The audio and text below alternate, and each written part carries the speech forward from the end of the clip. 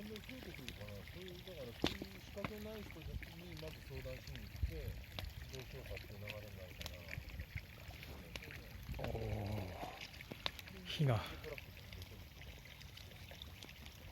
がホタルみたいだね。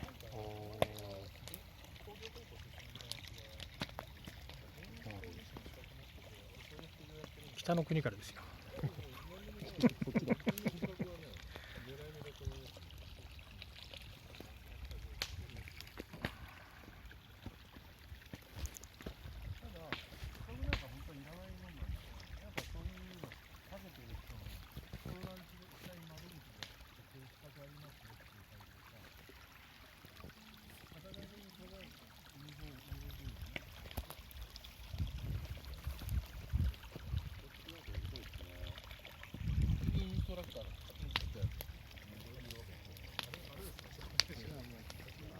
がっつり一個畑作ったりとか、そこだったら別に肥料とか